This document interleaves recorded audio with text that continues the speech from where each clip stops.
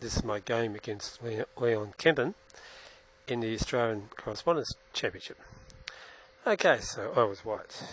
E4, E5, knight out, Petrov defence. So I wanted to aim for something to unbalance the position a bit. So I played D4, which is slightly unusual. So two main moves for black: pawn takes pawn or knight takes pawn. So black played pawn takes pawn. So I went E5. There's a really weird move in this position. That's bishop B5. Apparently one of the oops, what happened there? One of the variations. Anyway, I went E5, knight E4, queen takes pawn, all pretty standard. Only one decent move for black, D5. Now black is threatening to the bishop from la to la and win this pawn because the knight is defending here and here. So the best thing for white to do is take the pawn en passant and force the knight to go backwards. Okay, knight came out. Knight came out, so I've got an unusual position where neither side has any centre pawns from quite an early stage. Queen to F4, which is probably the best square for the queen here. G6. Now, that's a move I made up. I really just wanted to get my opponent out of the book. So Houdini's saying it's basically equal. It does, well, it's interesting. At least it unbalances the position a bit. Okay, so of course, knight takes knight's not particularly good. It just allows me to retake with a developing move. So bishop G7, knight takes, pawn takes. So I've managed to isolate a pawn at the cost of some time. Bishop D3, castle, castle. So black does have a lead in development, which helps to offset the isolated pawn. Bishop, knight to E5.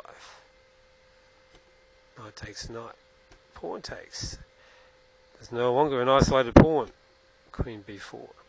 So Houdini still says equal.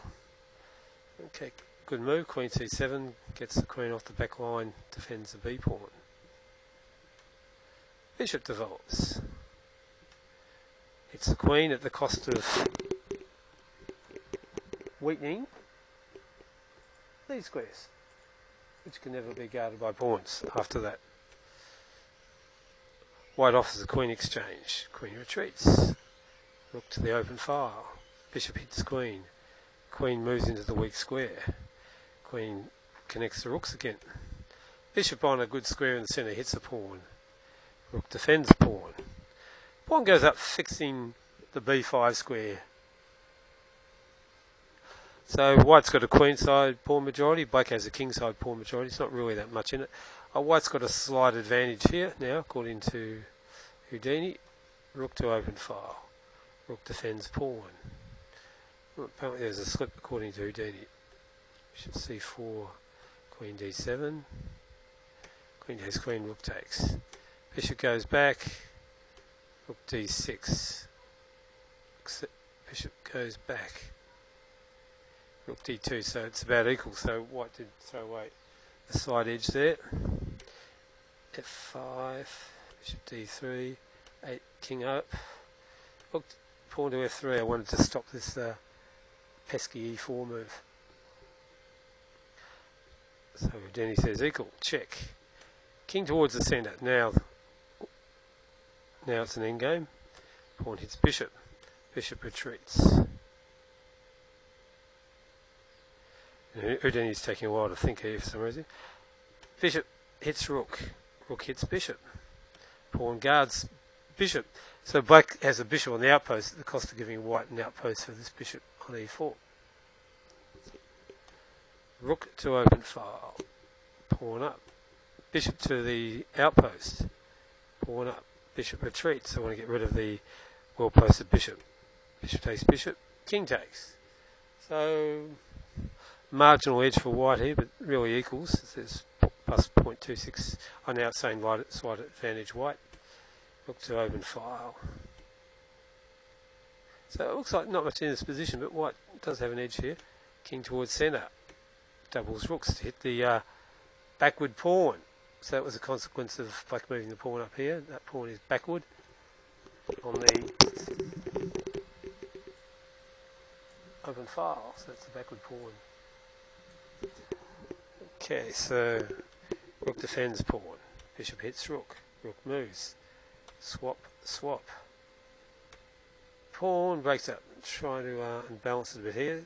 Great winning chances. Not so easy. Black does the same. Maybe both sides going for a win. Pawn takes pawn. Rook takes. Pawn to c3. The big decision between b3 and c3.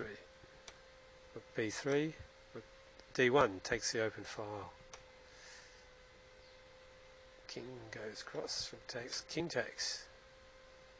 Rook checks. Pawn goes forward. Now that's a bit of a risky move, but does create some winning chances. Okay, so that's pretty even at this stage.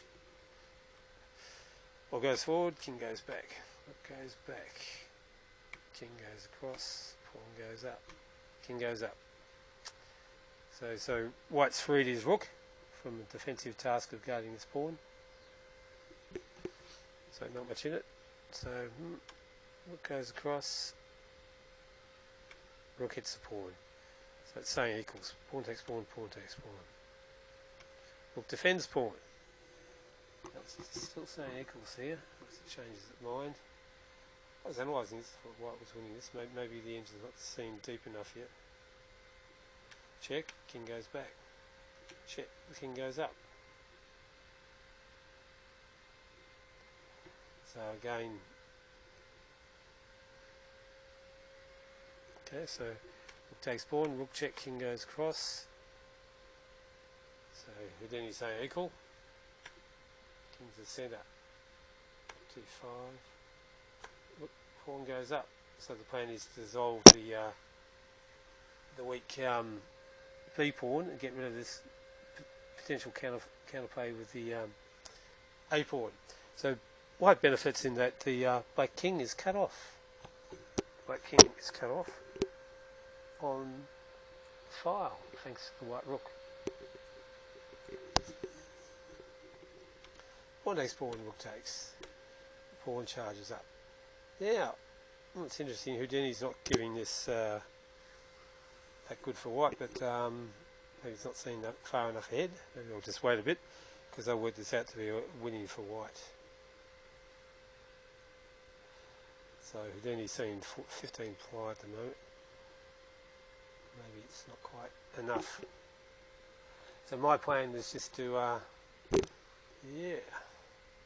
move the rook in behind the H pawn.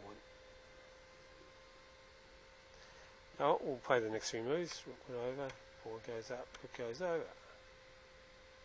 King starts running across. Rook takes pawn. King goes up.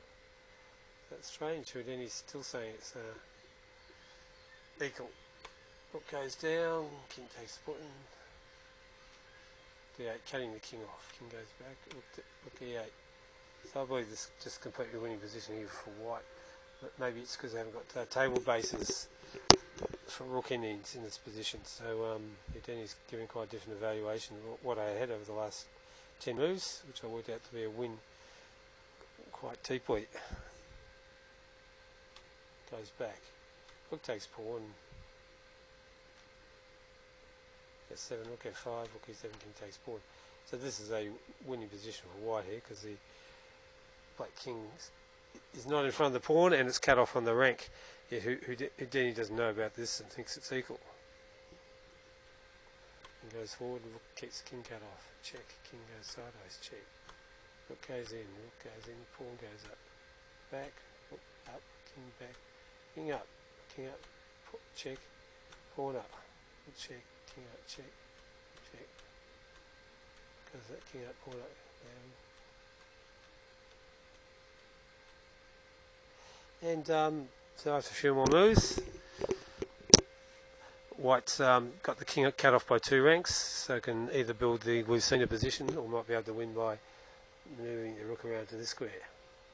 So black resigned. So yeah, I'm surprised by Houdini's analysis. So it looks like Houdini didn't pick up the win, so maybe I'd have to run Houdini for a lot longer. Okay, or maybe use table basis. Okay, so that was certainly one of the longest rook endgame variations I've seen, starting with king to c2 and so forth. And yeah, thank you for watching.